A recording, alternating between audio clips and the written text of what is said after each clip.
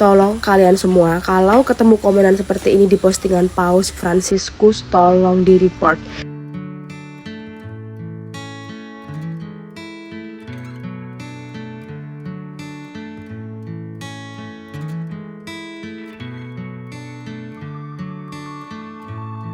Shalom semuanya, selamat datang kembali bersama saya di channel Lihat Official.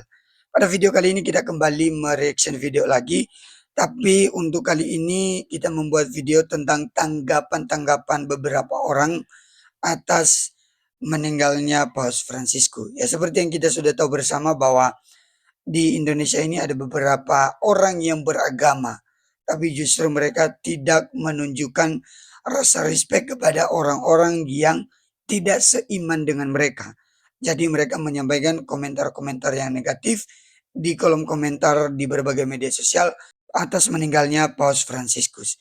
Tentu juga hal ini menjadi duka juga karena meninggalnya beliau, menjadi berita duka untuk semua umat Katolik dan tentunya kita juga sebagai orang-orang yang seiman. Dan tidak hanya itu saja, banyak orang juga yang mengalami duka atas meninggalnya beliau. Kenapa?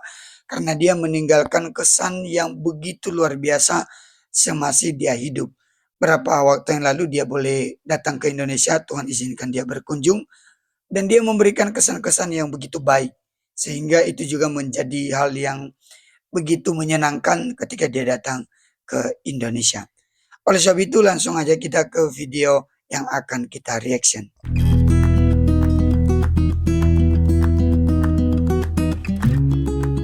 Iya, ini kita menonton dari video dari akun Katy Choi 97.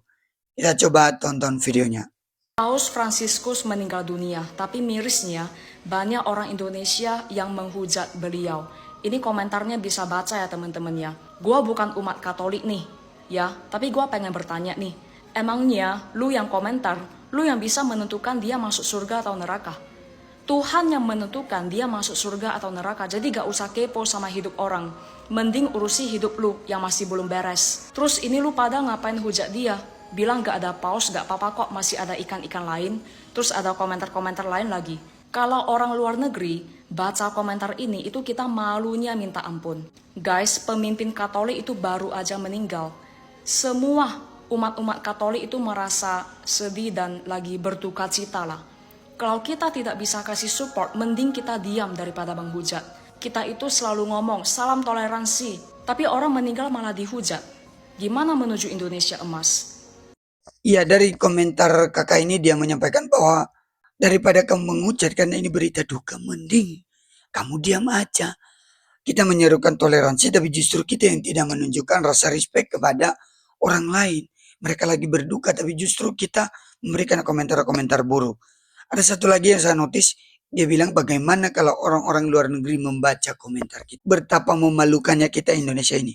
Karena dari Indonesia, hanya dari Indonesia ada komentar-komentar buruk seperti itu. Hanya dari Indonesia ada komentar-komentar jelek seperti itu.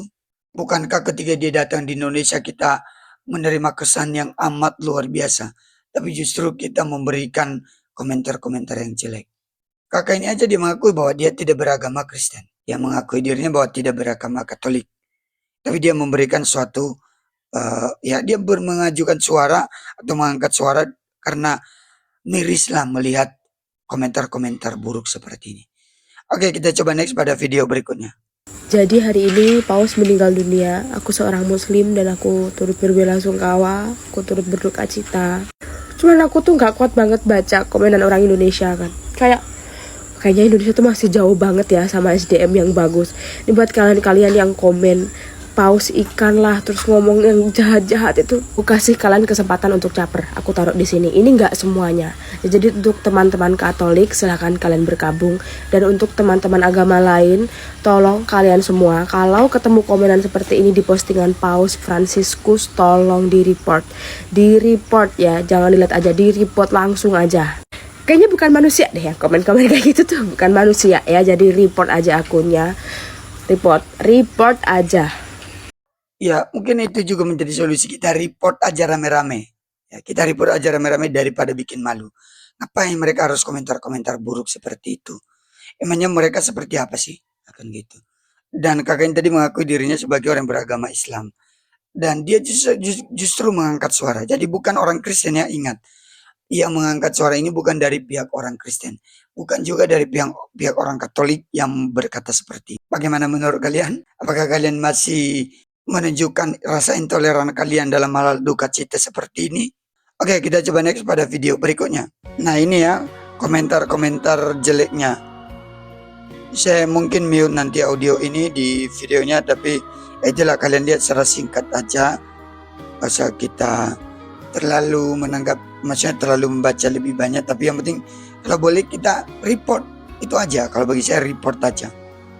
Kalau kalian lihat video yang ada seperti ini, ya ini banyak sekali. Ada yang ketawa lah.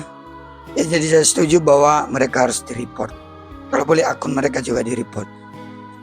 Oke, kita next pada video berikutnya. Sebagian netizen Indonesia emang kelewatan ya. Masa wafatnya Paus Fransiskus dijadiin bahan bercandaan? Bercandaan netizen ini bisa ditemuin di kolom komentar beberapa konten tentang wafatnya Paus Fransiskus di sosial media. Ya udah sih, masih ada hiu, lumba-lumba, dugong, tulis seorang netizen. Perasaan masih banyak kok paus di laut, hahaha, tulis yang lainnya. Kan masih ada paus orka, tulis yang lain. Astagfirullah. Serius deh, mereka ini apa nggak mikir dulu ya sebelum komentar? Apa mereka nggak tahu sama sekali soal paus? Apa mereka nggak punya kuota buat browsing sebentar tentang paus? Paus Fransiskus itu pemimpin spiritual umat Katolik sedunia. Ucapannya, sikapnya, dan tindakannya jadi rujukan buat 1,4 miliar umat Katolik di seluruh dunia. Tapi yang terpenting, Paus adalah tokoh agama yang keren banget. Dia sangat peduli sama penderitaan warga sipil di Gaza. Di detik-detik terakhir hidupnya, dia masih mikirin nasib warga Gaza. Hentikan perang di Gaza, katanya dalam kondisi lemah dan sakit. Dia sedih banget ngelihat warga sipil jadi korban perang. Dia mendesak gencatan senjata dipercepat, dialog dilanjutkan, dan sandera dari dua pihak dibebasin. Selama 18 bulan terakhir hidupnya, dia aktif menghubungi gereja Holy Family, satu-satunya gereja Katolik di Gaza. Dia doain dan kasih dukungan 600 orang yang mengungsi di sana. Umat di Gaza bahkan manggil dia Santo Gaza karena kasih dan perhatiannya nggak putus bahkan pas dia sakit parah. Paus juga sosok yang terbuka dengan keberagaman agama. Dia nggak pernah bilang Katolik satu-satunya agama yang akan menyelamatkan semua manusia dan mengantarkan semuanya ke surga. Dia tentu percaya sama kebenaran ajaran Katolik yang diyakininya, tapi dia percaya semua agama bisa jadi jalan menuju kebaikan. Dalam kunjungannya ke Singapura pada September tahun lalu, dia bilang semua agama adalah jalan menuju Tuhan. Keberagaman budaya dan agama adalah berkah dari Tuhan, lanjutnya. Paus juga bersuara buat kaum LGBT. Menurutnya, semua manusia adalah ciptaan Tuhan yang memiliki martabat. Karena itu, semua manusia harus dihormati dan diperlakukan baik. Jika seorang gay mencari Tuhan dan memiliki niat baik, lalu siapalah saya untuk menghakiminya, kata Paus. Memang Katolik punya doktrin yang tegas soal homoseksualitas. Menurut doktrin Katolik, homoseksualitas itu tindakan yang berdosa. Tapi menurut Paus, homoseksualitas bukan tindakan kriminal. Paus juga belain anak-anak korban kekerasan seksual di lingkungan gereja di berbagai negara. Di Prancis aja ada ratusan ribu kasus kekerasan seksual anak oleh pastor sejak 1950. Dia sedih dan malu melihat gereja nggak bisa menyelesaikan masalah ini. Paus memohon maaf atas rasa sakit yang selama ini dirasakan para korban. Kami tidak peduli dengan anak-anak, kami meninggalkan mereka, kata Paus. Dia mengecam keras pemimpin gereja yang lebih jaga reputasi daripada nyelamatin anak-anak. Dia bilang gereja seharusnya jadi rumah aman buat semua orang. Dia minta semua pastor pastiin kekerasan seksual nggak terjadi lagi di lingkungan gereja. Paus Fransiskus adalah simbol kasih dan keadilan. Dia selalu membela saudara-saudara kita yang tertindas atau terkucilkan, tanpa peduli etnis, agama, dan orientasi seksualnya. Tapi sebagian netizen malah bercandain kepergiannya. Mereka kayak nggak punya hati sama sekali dengan kepergiannya. Mereka mungkin nggak dibela Paus secara langsung, tapi kenapa mereka nggak bisa sedikit aja tunjukin rasa hormat kepada sosok yang udah belain banyak orang? Yuk jadi netizen yang beradab dan empatik. Gue paling anti selama ini ngebahas yang namanya agama-agamaan lah. Gue nggak mau ngurusin agama orang dan gue juga nggak mau diurusin keagamaan gue gitu. Tapi sekarang gue scrolling baik di semua media sosial, kan Paus Fransiskus meninggal dunia tuh. Banyak banget komen-komen yang kayak yang merendahkan, melecehkan gitu loh. Contoh nih ya, gue nggak usah screenshot komenannya. Contoh kayak ya, kan masih ada lumba-lumba, kan masih ada ikan hiu. Gue aja yang muslim tuh, muslim gue ngebaca komen-komen bodoh kayak gitu tuh kayak yang sakit hati. Gimana umat Kristen yang aduh, gue nggak habis pikir SDM kalian. Anak-anak kok bisa gitu, urus deh agama sendiri. Gue mau ngebilang agama siapa yang lebih duluan, gue juga nggak enak gitu ya. Urus sendiri aja agama masing-masing udah. Ya, ini ada dengan caption dunia kehilangan Pope Francis, Pope paling progresif. Kita coba mendengarkan video dari kakak ini ya. Siapa sih yang gak tersentuh melihat foto ini? Tapi kalau kamu gak merasa apa-apa, mungkin kamu bisa skip reels ini. Kalau kamu mau dengar, aku mau cerita sedikit. Sebagai umat Katolik, kepergiannya Pope Francis meninggalkan duka dan juga kekhawatiran. Karena bagiku Pope Francis itu adalah Pope yang paling progresif, reformis, pasifis atau cinta damai, toleran. Beliau juga seringkali menyerukan pertobatan ekologis. Ada rasa gelisah menantikan siapa yang akan menggantikan beliau, karena dibalik karisma dan penampilan yang bersahaja, banyak yang mungkin nggak tahu bahwa beliau kurang disukai oleh kelompok-kelompok konservatif yang ada di dalam gereja itu sendiri. Gereja itu juga maknanya bukan hanya bangunan tempat beribadah, tapi juga orang-orang di dalamnya, komunitasnya. Kenapa? Karena yang pertama, Pope Francis berani mengakui kesalahan gereja di masa lalu, termasuk adanya pelecehan seksual yang dilakukan oleh para imam gereja. Dan bahkan Pope Francis berterima kasih pada para media atau pers yang sudah membongkar skandal ini. Pope Francis juga mengeluarkan Laudato Si, seruan penting untuk meninggalkan gaya hidup konsumtif yang merusak bumi. Lagi-lagi gereja itu bukan cuma gedung, tapi manusia di dalamnya, kehidupan, ekosistem. Dan kalau teman-teman ingat cerita waktu beliau datang ke Indonesia, nolak mobil mewah Mercedes-Benz, tidur juga nggak di hotel bintang 5, berpihak pada orang-orang yang dimarginalkan. Pope Francis berjuang untuk gereja yang lebih inklusif, berani berdialog antar agama, bahkan berkali-kali menyerukan gencatan senjata di Gaza. Jujur ya, aku nggak bisa menahan diri untuk nggak inget adegan-adegan di film Conclave, karena di situ diceritakan juga bagaimana para uskup terpecah. Ada yang ingin menarik gereja kembali ke masa lalu, tapi pada akhirnya ada dua adegan yang bikin aku merinding.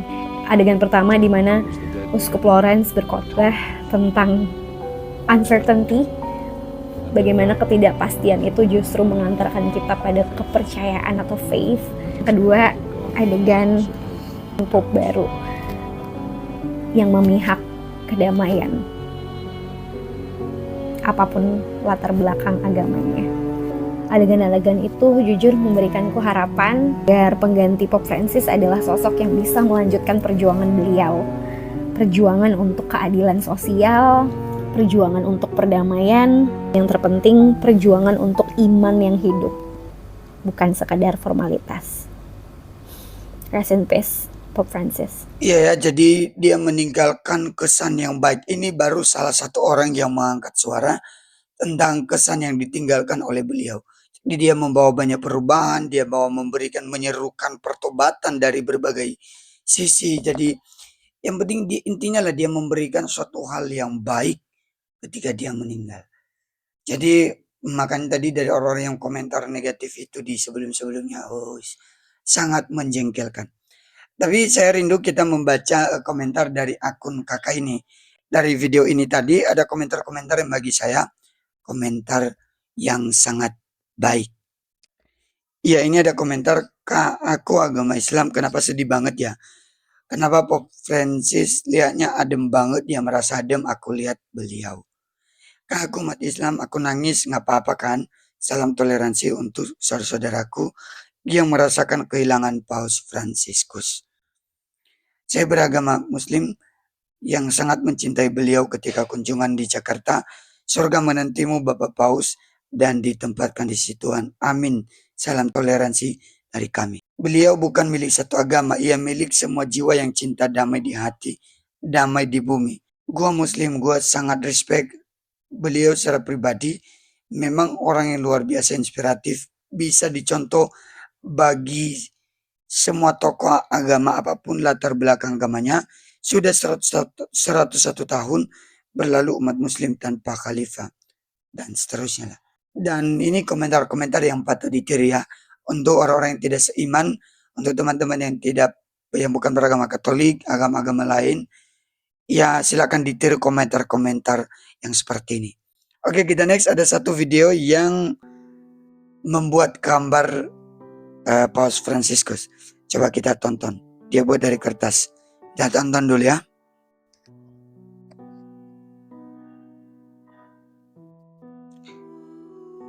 Dia hanya membuat dari sebuah kertas loh. Jadi dia membuat lipatan itu ya. Jadi nanti mungkin saya mute audio videonya, tapi kita nonton aja.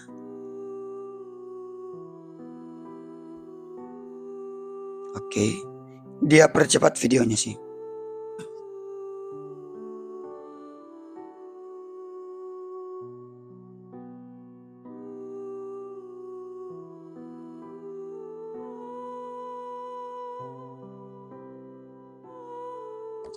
Oke, dia mulai menempel.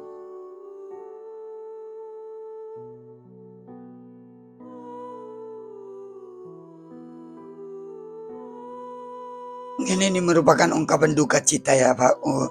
Turut berduka cita dari beliau ini. Wih, udah mulai kelihatan ini kan dibalik.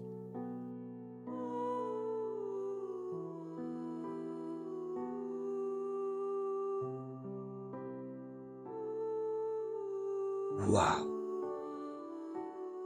Persis loh. Dia angkat tangan.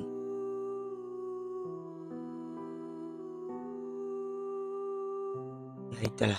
Keren juga ya orang ini, dia membuat video dengan dia memberikan karyanya hanya untuk ungkapan rasa bela sungkawanya untuk meninggalnya Paus Fransiskus ini. Tapi saya sangat salut dengan karya orang ini, dia betul-betul membuatnya dengan sangat indah.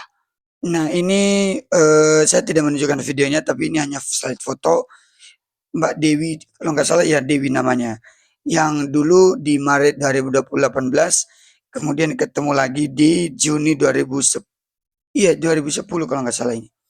Jadi dia memberikan foto-fotonya waktu dia bersalaman dengan orang atau dengan paus. Coba kita tonton atau kita baca, saya baca komentar di video ini. Maafkan oknum agama kami yang menjelekkan bahkan di akhir hidupmu, Pop. Rest in peace, beautiful soul. Tidak mengkaflingkan surga hanyalah milik kaumnya. Belum tentu semua orang Katolik bisa berjabat tangan dengan beliau, betul. Jadi ini komentar yang bagi saya ini betul ya.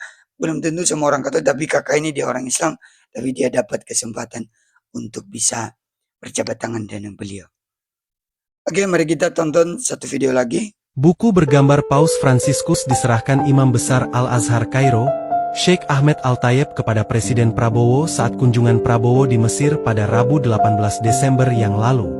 Buku itu berjudul Paus dan Imam Besar, Jalan Berduri, ditulis Mohammed Abdul Salam dan diterbitkan Al-Azhar sesudah Paus Fransiskus bertemu Imam Besar Al-Azhar di Abu Dhabi.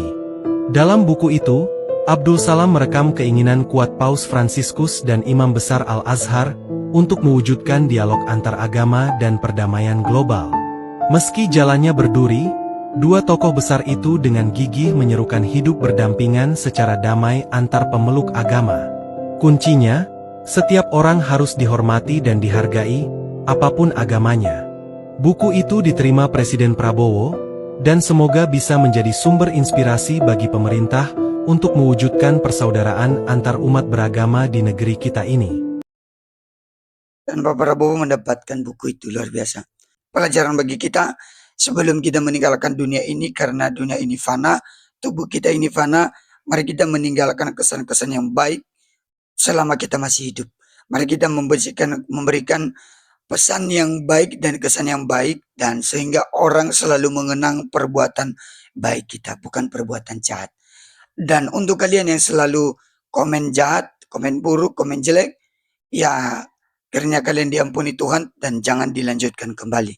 Untuk kita semua, kita report kalau kita mendapatkan di komentar-komentar di berbagai media sosial tentang komentar-komentar yang jelek tentang atas meninggalnya beliau.